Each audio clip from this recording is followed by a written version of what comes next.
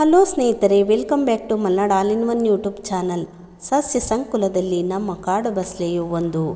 ಇದು ತುಂಬ ಸುಂದರ ಸುಮಧುರ ಸಸ್ಯವಾಗಿರುತ್ತದೆ. ನಾವು ಚಿಕ್ಕವರಿರುವಾಗ ಅದರ ಎಲೆಗಳನ್ನು ತಂದು ನಮ್ಮ ಪುಸ್ತಕದಲ್ಲಿಟ್ಟು ಭಾವನಾತ್ಮಕವಾದ ಸಂಬಂಧವನ್ನು ಕಲ್ಪಿಸುತ್ತಿದ್ದೆವು. ಈಗ ಆ ಸಸ್ಯದ ಸಂತತಿಯೇ ನಶಿಸಿ ಹೋಗುತ್ತಿದೆ. ಕಲೋಚೋಪಿನಾಟ ಇದರ ವೈಜ್ಞಾನಿಕ ಹೆಸರಾಗಿರುತ್ತದೆ.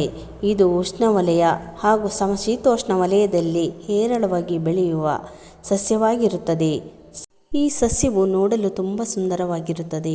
ಗುಲಾಬಿ ಬಣ್ಣದ ಹಸಿರು ಮಿಶ್ರಿತವಾದ ಕಾಂಡಭಾಗವನ್ನು ಹೊಂದಿರುತ್ತದೆ. ಎಲೆಯ ತುದಿಗಳು ಗರಗಸದ ಹಲ್ಲಿನಂತಿರುತ್ತವೆ. ರಸಭರಿತ ಎಲೆಯನ್ನು ಹೊಂದಿರುತ್ತದೆ. ಈ ಸಸ್ಯವು ಭಾರತ, ಆಫ್ರಿಕಾದಲ್ಲಿ ಉಷ್ಣ ಸಮಶೀತೋಷ್ಣ ವಲಯದ ವಾತಾವರಣದಲ್ಲಿಯೂ ಸಹ ಇದು ಯಥೇಚ್ಛವಾಗಿ ಬೆಳೆಯುತ್ತದೆ.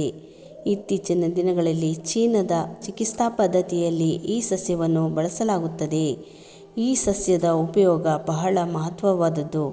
ಈ ಸಸ್ಯವು ಅನೇಕ ರೋಗಗಳಿಗೆ ರಾಮಬಾಣವಾಗಿರುತ್ತದೆ.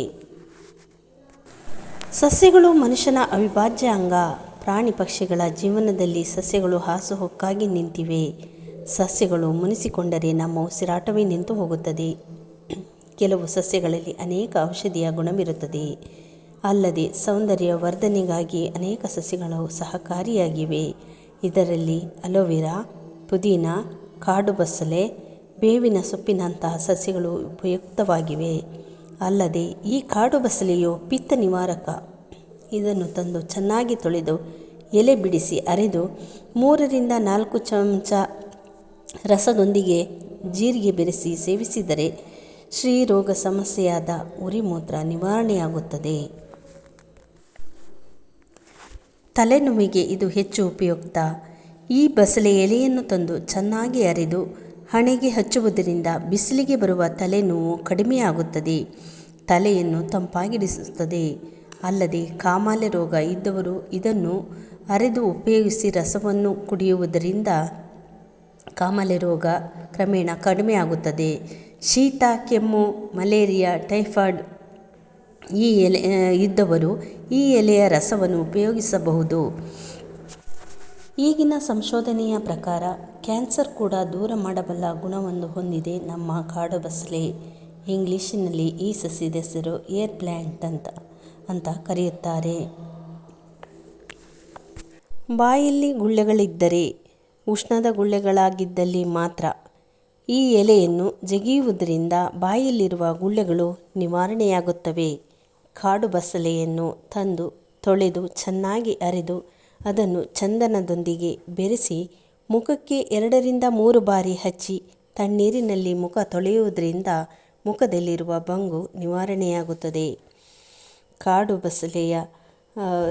ಬಸಳೆಯು ದೇಹದ ರಕ್ತದೊತ್ತಡವನ್ನು ಸಮಸ್ಥಿತಿಯಲ್ಲಿ ಇಡುತ್ತದೆ. ಕಿಡ್ನಿ ಸ್ಟೋನ್ ಅಂದರೆ ಕ್ಯಾಲ್ಸಿಯಂನಂಥ ಕಲ್ಲನ್ನೇ ಕರಗಿಸಬಲ್ಲ ಶಕ್ತಿ ಈ ಕಾಡು ಬಸಳೆಗಿದೆ. ರಕ್ತದಲ್ಲಿರುವ ಸಕ್ಕರೆ ಪ್ರಮಾಣವನ್ನು ನಿಯಂತ್ರಣದಲ್ಲಿಡಲು ಸಹಕಾರಿಯಾಗಿದೆ. ನಾವು ಸರಿಯಾದ ಪ್ರಮಾಣದಲ್ಲಿ ನೀರು ಕುಡಿಯದಿದ್ದರೆ, ಗಟ್ಟಿ ಆಹಾರ ತಿನ್ನುತ್ತಿದ್ದರೆ, ಗಟ್ಟಿ ಒತ್ತುವ ಆಸನದಲ್ಲಿ ತುಂಬ ಹೊತ್ತು ಕೂರುವ ಪ್ರಮೇಯವಿದ್ದರೆ ನಮಗೆ ಮಲಬದ್ಧತೆ ಉಂಟಾಗುತ್ತದೆ. ಹಾಗೂ ನಮ್ಮ ಆಹಾರದಲ್ಲಿ ಸೊಪ್ಪು, ತರಕಾರಿ, ಹಣ್ಣುಗಳು ಹೇರಳವಾಗಿ ಇಲ್ಲದಿದ್ದರೂ ಸಹ ನಮಗೆ ಮಲಬದ್ಧತೆ ಉಂಟಾಗುತ್ತದೆ.